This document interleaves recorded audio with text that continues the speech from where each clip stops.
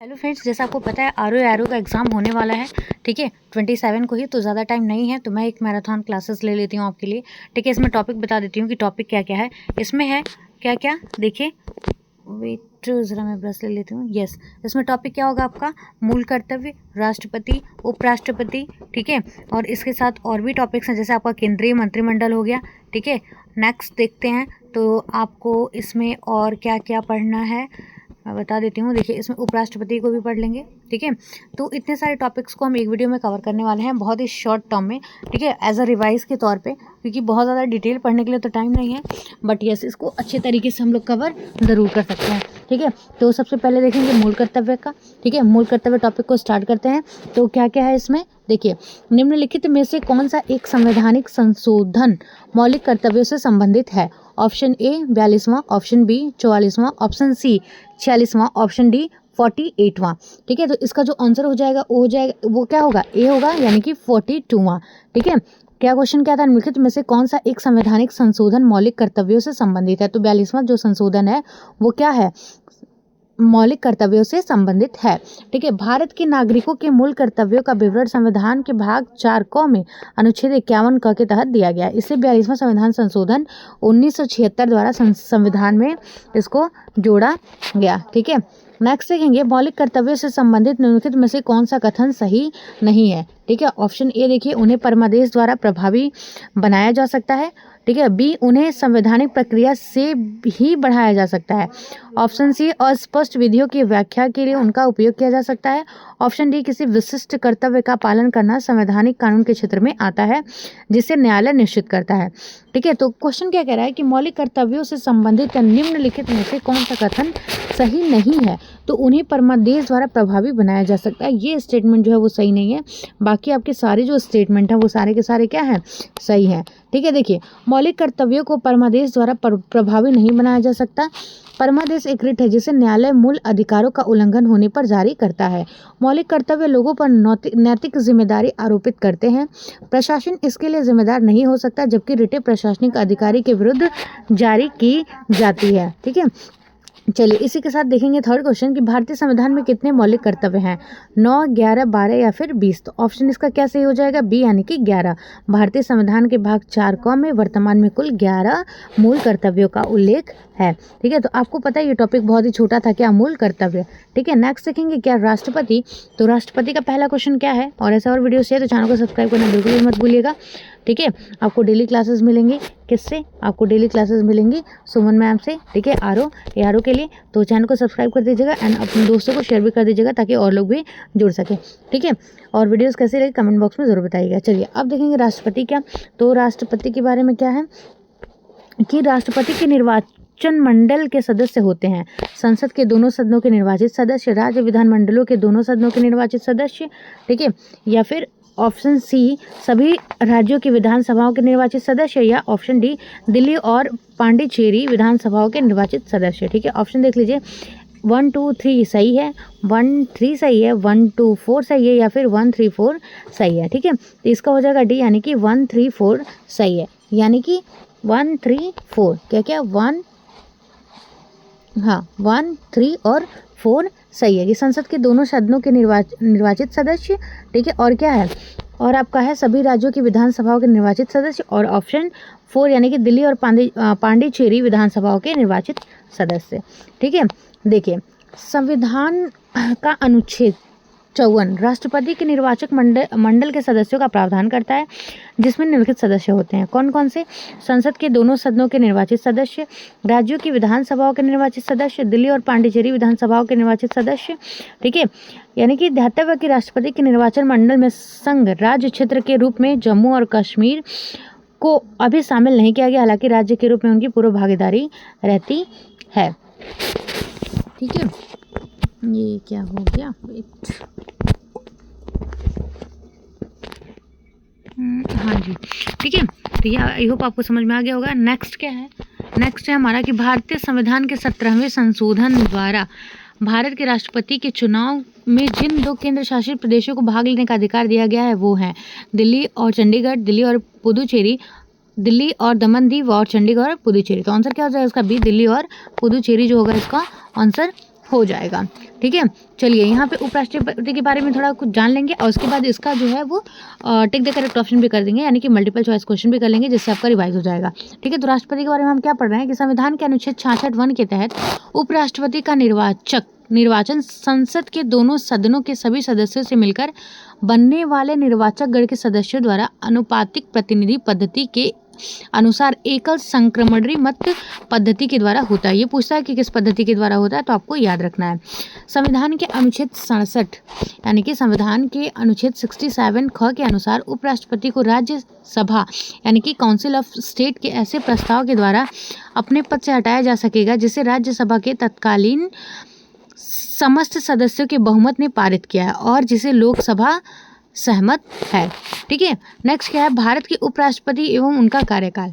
ठीक है, देख लीजिए यहाँ पे doctor Sarvepalli Radhakrishnan 1952 to 1962, doctor Zakir Hussain 1962 से 67, वीवी गिरी 1967 से 69, गोपाल स्वरूप पाठक 1969 से 74, बीडी जत्ती 74 से 79, एम हिदायतुल्ला 1979 से 1984, आर वेंकटरमन 1984 से 1987, डॉक्टर शंकर दयाल शर्मा 1987 से 1992, के आर नारायण 1992 से 1997, डॉक्टर कृष्णकांत 1997 से 2002।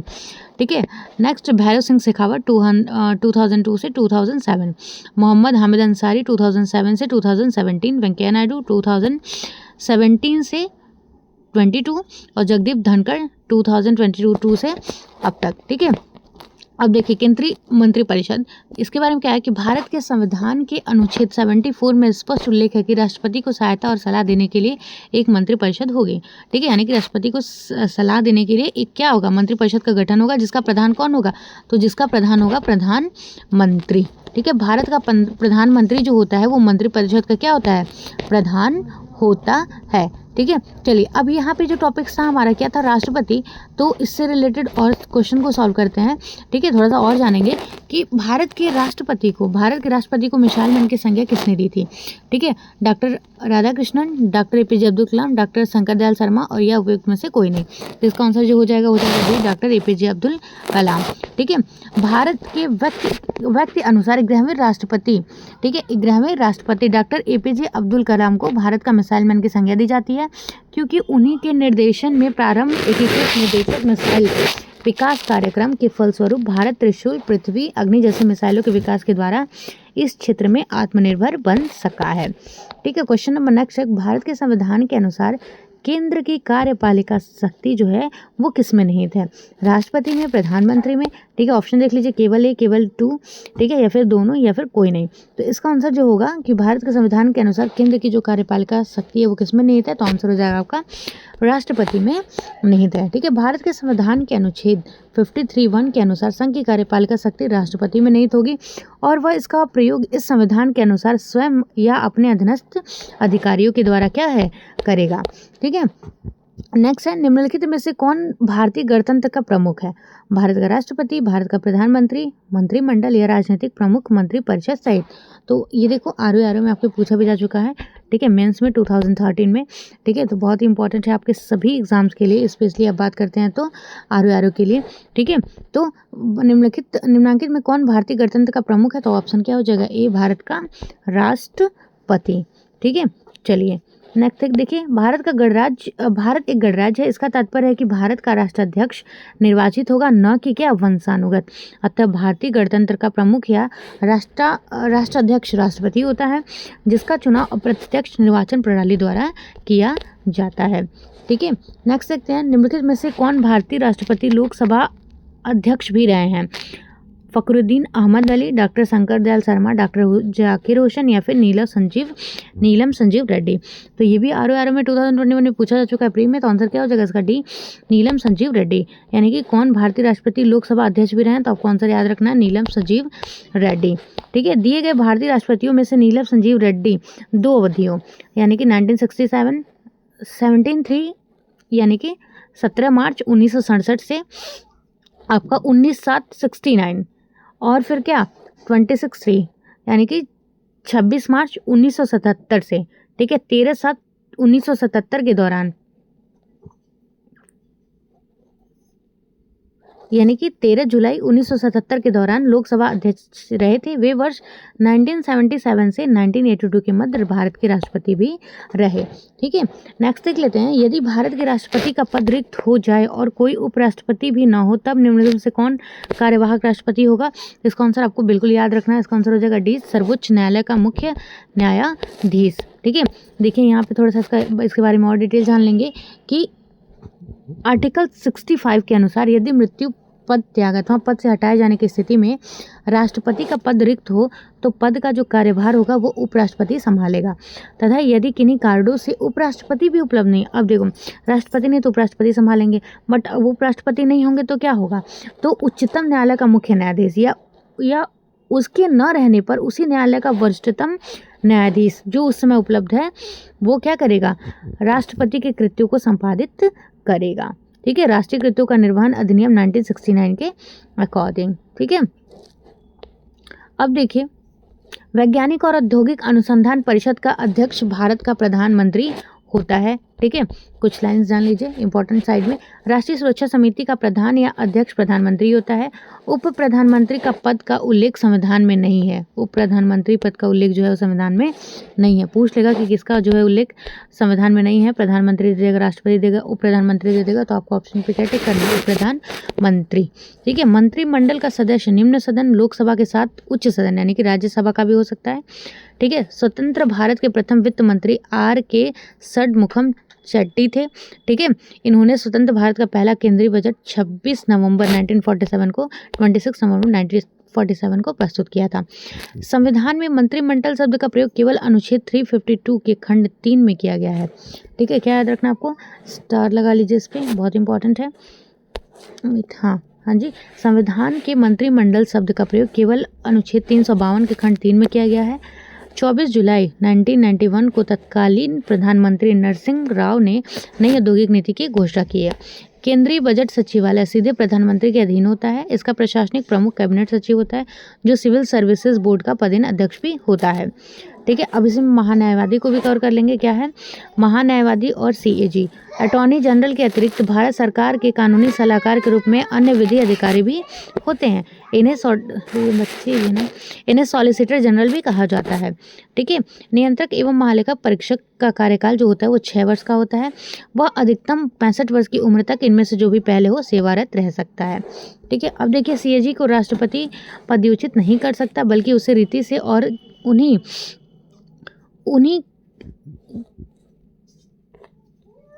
देखिए CAG को जो है राष्ट्रपति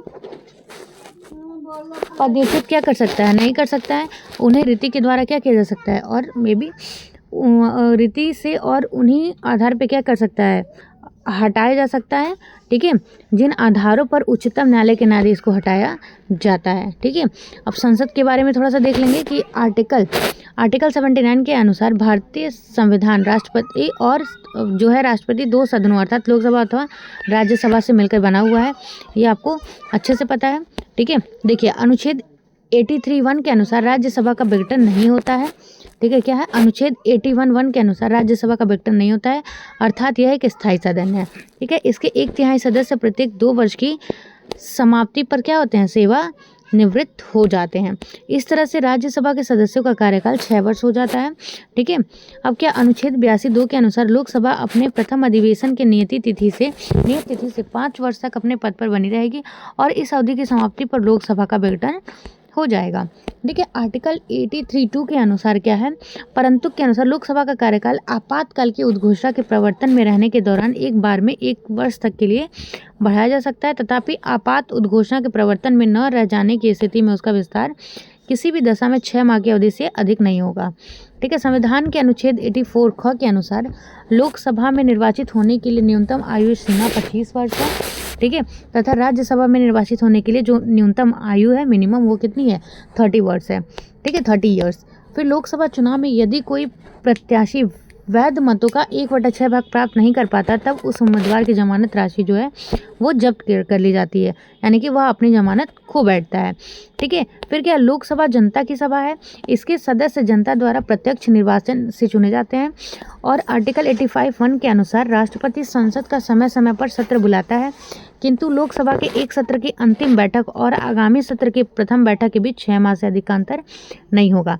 इस प्रकार लोकसभा के कम से कम वर्ष में 2 बार सत्र बुलाए जाते हैं। ठीक है, चलिए कुछ क्वेश्चन और बचे हुए थे वो देख लेते हैं यहाँ से, कि यदि किसी समय, ये तो मैंने आपको बता दिया था। ठीक है, उपराष्ट्रपति का देख लेते हैं। ठीक, यही बचा है उपराष्ट्रपति।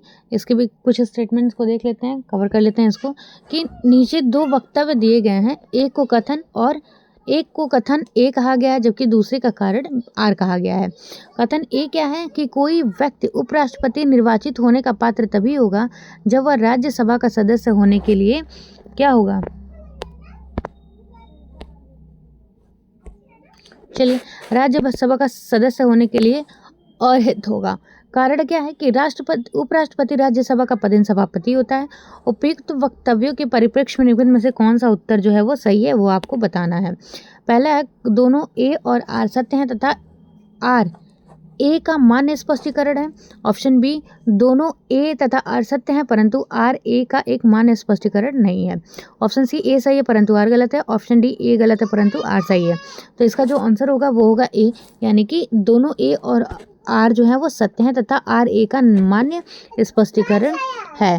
ठीक है, कथन की कारण पुष्टि होती है क्योंकि अनुच्छेद 66(3) के अनुसार उपराष्ट्रपति बनने के लिए राज्यसभा का सदस्य निर्वाचित होने की अर्हता होनी चाहिए, जबकि अनुच्छेद 89(1) के अनुसार भारत का उपराष्ट्रपति राज्यसभा का पदेन सभापति होगा। ठीक है, नेक्स्ट निम्नलिखित कथनों पर इस विचार करना है कि कौन सा जो है वो सही है। राष्ट्रपति की तरह उपराष्ट्रपति का चुनाव भी अप्रत्यक्ष होता है, ध्यान से देखिएगा। फिर है, राज्यों की विधानसभाओं के सदस्य दोनों के चुनाव में महत्वपूर्ण भूमिका निभाते हैं। तो इसका स्टेटमेंट जो होगा वो कौन सा सही होगा, ए सही होगा। ठीक है, क्या कि राष्ट्रपति की तरह उपराष्ट्रपति का चुनाव भी प्रत्यक्ष होता है। देखिए, राष्ट्रपति की तरह उपराष्ट्रपति का चुनाव भी क्या होता है, अप्रत्यक्ष होता है। इनके चुनाव में जनता प्रत्यक्ष भाग नहीं लेती है। राष्ट्रपति के चुनाव में लोकसभा, राज्यसभा, राज्य विधानसभा तथा दिल्ली एवं पुदुचेरी विधानसभा के निर्वाचित सदस्य शामिल होते हैं, जबकि उपराष्ट्रपति के चुनाव में लोकसभा एवं राज्यसभा के निर्वाचित एवं मनोनीत दोनों सदस्य ही भाग लेते हैं, किंतु उपराष्ट्रपति के चुनाव में राज्य की विधानसभाओं के सदस्य भाग नहीं लेते हैं। राष्ट्रपति एवं उपराष्ट्रपति दोनों का निर्वाचन जो है वो अनुपातिक प्रतिनिधि पद्धति के अनुसार एकल संक्रमणीय मत द्वारा होता है तथा ऐसे निर्वाचन में मतदान गुप्त होता है। इस प्रकार कथन 1 सही है जबकि कथन 2 क्या है, गलत है। और नेक्स्ट और आज का लास्ट क्वेश्चन देखेंगे। ठीक है, और रिक्वेस्ट है आपसे, चैनल अगर पे न्यू है तो चैनल को सब्सक्राइब जरूर कर दीजिएगा, वीडियो को भी लाइक कर दीजिएगा एंड अपने दोस्तों में भी शेयर कर दीजिएगा। ठीक है, और वीडियोस हाँ ऐसा लगे कि बहुत फास्ट है तो वीडियो को भी आप स्लो करके भी देख सकते हैं, इंस्टा से भी जुड़ सकते हैं, टेलीग्राम से भी जुड़ सकते हैं, लिंक मैं आपको डिस्क्रिप्शन में दे दूंगी। ठीक है, तो आप उससे जुड़ना बिल्कुल भी मत भूलिएगा। ठीक है, तो नेक्स्ट क्या है कि भारत के उपराष्ट्रपति के बारे में क्या स्टेटमेंट है कि भारत का द्वितीय उच्चतम प्रतिष्ठित पदधारी है। सेकंड क्या है कि भारत का उपराष्ट्रपति के पास पद से संबंध कोई औपचारिक कार्य यानी कि दायित्व नहीं है। राष्ट्रपति की अनुपस्थिति में उसके कार्यों का निर्वहन करता है कौन, भारत के उपराष्ट्रपति के बारे में स्टेटमेंट दिया जा रहा है। और फिर नेक्स्ट क्या है कि राष्ट्रपति की पद त्याग, अपदस्थीकरण अथवा मृत्यु के चलते राष्ट्रपति के रूप में कार्य करता है। आपको इसमें से आंसर बताना है कि कौन सा सही है, ए 1 और 2, बी 1 2 तथा 3, सी 1 2 तथा 4 और डी चारों। ठीक है, तो इसका आंसर क्या हो जाएगा, डी यानी कि सभी के सभी। ठीक है, तो चलिए आज के लिए बस इतना ही था। ठीक है, और चैनल पर नहीं हो तो चैनल को सब्सक्राइब कर दीजिएगा, वीडियो को लाइक कर दीजिएगा। फिर मिलेंगे नेक्स्ट वीडियो के साथ। Thanks for watching my video, bye friends, take care.